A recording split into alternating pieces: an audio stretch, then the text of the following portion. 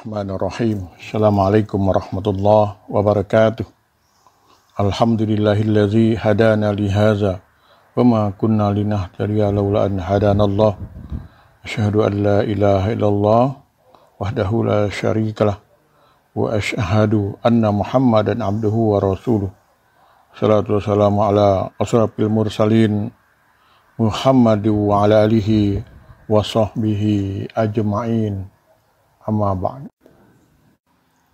Pendengar yang berbahagia, di kesempatan ini saya akan sedikit mengulas tentang ilmu pengetahuan dalam perspektif Islam.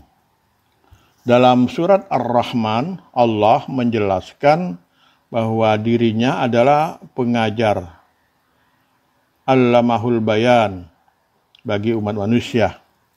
Sedang ayat pertama yang diturunkan Allah adalah surat Al-Alaq. Bacalah dengan nama Rabbmu yang menjadikan. Ayat inilah yang memastikan bahwa Muhammad adalah seorang nabi dan rasul. Ayat ini juga yang diperdengarkan pertama kali kepada telinga. Wahyu pertama ini menegaskan kepada umat manusia tentang kedudukan ilmu dan agama Islam. Kalau kita perhatikan bersama, dalam surat ini Allah memerintahkan kita untuk membaca dan belajar. Allah juga mengajarkan kita dengan kolam yang sering kita artikan sebagai pena. Namun sebenarnya kata kolam juga dapat dipahami sebagai sesuatu yang dapat dipergunakan untuk mentransfer ilmu kepada orang lain. Termasuk di dalamnya adalah alat percetakan komputer dan lainnya.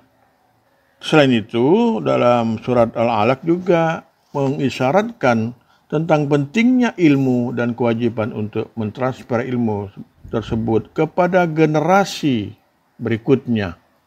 Islam atau ajaran Islam, baik dalam Al-Quran maupun dalam hadis, ilmu pengetahuan memiliki kedudukan yang paling tinggi melebihi hal-hal lain. Bahkan salah satu sifat Allah adalah Dia memiliki ilmu yang maha mengetahui. As-Sawqi, seorang penyair besar Islam, mengungkapkan bahwa kekuatan suatu bangsa berada pada ilmu. Saat ini kekuatan tidak bertumpu pada kekuatan fisik dan harta, tapi kekuatan dalam hal ilmu pengetahuan. Bahkan orang yang tinggi derajatnya di hadapan Allah adalah mereka yang berilmu. Karena dengan ilmu, seseorang dapat mengetahui mana yang benar dan mana yang salah. Dengan ilmu yang benar, seseorang mampu memperoleh keimanan yang benar. Tanpa ilmu yang benar, keimanan seseorang akan mudah untuk dipermainkan. Begitu pula ilmu yang tidak didasari keimanan yang benar akan mudah membuat orang memperjualbelikan ilmunya dengan nilai-nilai materi yang tidak ada nilainya di sisi Allah. Antara iman dan ilmu adalah satu kesatuan yang tidak dapat dipisahkan. Apalagi kita berharap dari ilmu tersebut lahir sebuah kemaslahatan bagi seluruh umat manusia. Pendengar yang berbahagia, dalam sebuah hadis, Nabi Muhammad SAW menganjurkan kita untuk menuntut ilmu sampai ke liang lahat. Tidak ada nabi lain yang begitu besar perhatiannya kepada kewajiban menuntut ilmu sedetil Nabi Muhammad SAW. Maka tidak heran jika sejarah mencatat masa keemasan peradaban Islam, di mana umat Islam telah mampu memegang peradaban penting dalam ilmu pengetahuan. Semua cabang ilmu pengetahuan waktu itu didominasi oleh para ulama Islam, menyebar mulai kota Madinah, Baghdad, Kairo sampai ke Spanyol, dan Cordoba di benua Eropa. Berbagai perguruan tinggi dibangun untuk memperkuat pelajaran dan penelitian keilmuan. Di masa itu, dunia Eropa masih dipenuhi dengan kegelapan dan tidak ada satupun perguruan tinggi didirikan.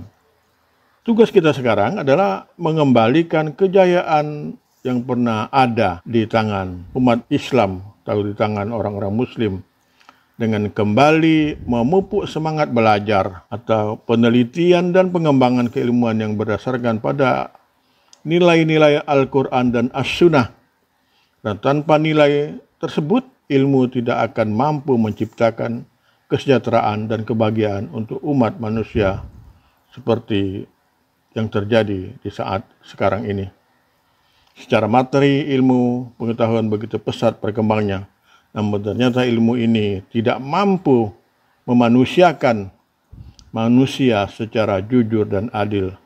Ketimpangan ini bermula dari ketimpangan niat yang dimiliki oleh para ilmuwan ketika belajar. Pendengar yang berbahagia, ada sementara orang yang niat mencari ilmu itu adalah al-ilmu lil ilmi, yaitu mencari ilmu karena ilmu semata-mata. Dia sangat senang dan mabuk dengan ilmu. Orang semacam ini cenderung menjadi budak ilmu dan tidak memperhatikan etika dan akhlak. Ada juga yang disebut dengan al-ilmu lillah, yaitu orang yang menuntut ilmu karena perintah Allah dengan tujuan agar dapat mengamalkan ilmu sebagai bentuk pengabdian dan pendekatan diri kepada Allah. Ilmuwan semacam ini akan menggunakan ilmunya untuk membangun kehidupan manusia seutuhnya. Semua dengan tujuan agar dapat melindungi iman, memperkuat syariat, dan mengandangkan kalimatullah. Mereka ini adalah ilmuwan yang bertakwa.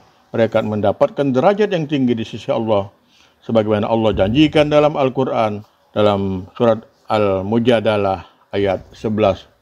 Pendengar yang berbahagia, ini saja tentu yang dapat saya sampaikan pada kesempatan kali ini. Mudah-mudahan bermanfaat bagi kita semua. Nasrun minallah wa fathun qarib. Assalamualaikum warahmatullahi wabarakatuh.